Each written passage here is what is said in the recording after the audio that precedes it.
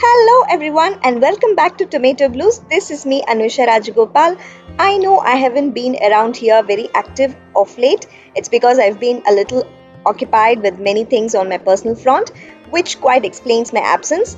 But thanks a lot for sticking around. In case you have not subscribed to our channel, please do subscribe and do not forget to hit the bell icon for more recipe updates from Tomato Blues. Today I'm going to be sharing a very basic recipe.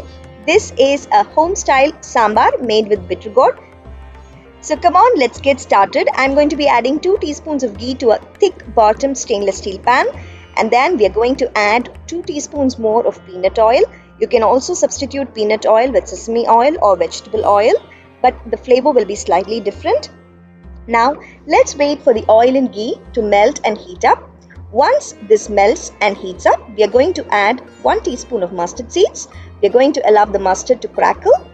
And then we are going to add 1/8 of a teaspoon fenugreek seeds. Adding fenugreek seeds to your sambar gives a beautiful flavor, so do not skip this step. So once we've added the tempering, that is the mustard and fenugreek seeds, let's give it a little more flavor boost and add some asafoetida, which is hing or perengayam. I'm adding a generous pinch over here. Now once we've added the asafoetida, I'm going to be adding 4 curry leaves and 4 cloves of garlic, which has been sliced thinly. Along with the garlic, I'm going to be adding 12 shallots, that is sambar vengayam, which has been peeled and sliced. Now, the addition of shallots balances the bitterness from the bitter gourd very beautifully, which is why I have added more shallots than is usually added in any other mixed vegetable sambar. We are now going to saute the shallots till they turn pink and transparent. This takes about 1 to 1.5 minutes on medium flame. Once this consistency is achieved, I'll be adding 1/4 cup of chopped tomatoes. And then let's mix and saute the tomatoes till they turn a little wilted and begin to lose their shape. Again, this takes about 1 minute on medium flame.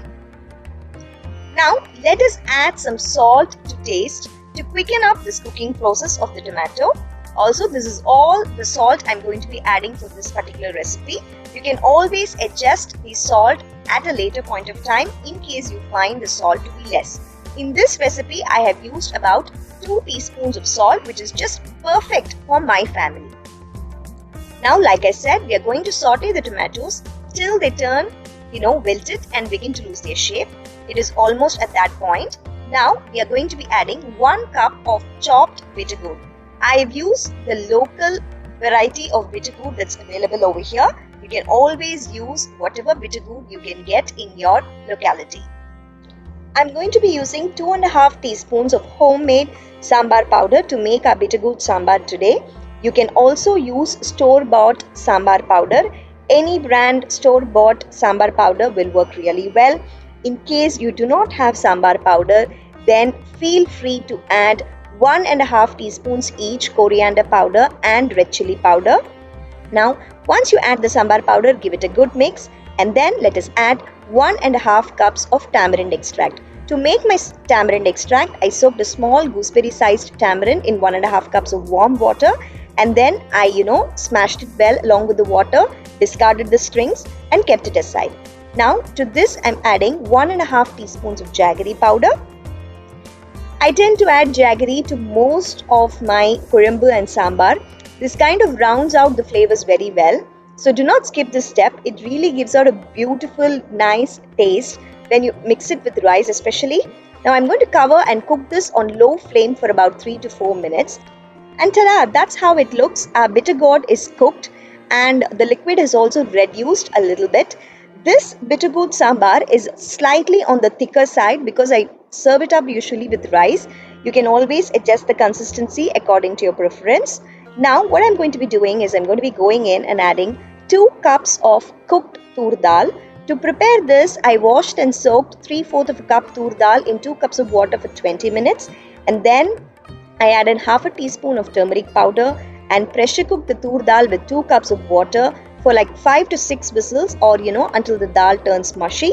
Once the pressure cooking is done, natural release pressure, open the dal and mash it well and proceed with the sambar recipe. Once we've added the tur dal, that is a cooked tur dal, to our bitter gourd sambar, let us simmer this mixture for about 3 to 4 minutes on medium flame. While the mixture is simmering, make sure you keep stirring it often with a ladle to prevent the veggies sinking to the bottom and eventually burning.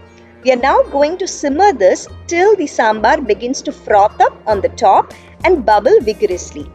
You can see that there's a lot of froth on the top and it started to bubble. At this point, I'm going to switch off the flame and I'm going to garnish it with some more curry leaves. I've added 10 curry leaves over here. Now that's it, my dear friends. Our delicious and nutritious bitter gourd sambar is ready. Usually people tend to make kurumbu, that is puli kurumbu, or TL with pavakkai or bitter gourd, but this is quite a different recipe. I hope you guys try it. In case you try this recipe, click a picture and share it with us on Instagram by tagging us at Tomato Blues. Also, please follow us on Instagram and comment, like, and share this video with your family and friends. Thank you so much for watching. You can find more recipes on tomatoblues.com. I will come back soon with another video. Till then, take care, stay home, stay safe, and enjoy some delicious food. Bye bye.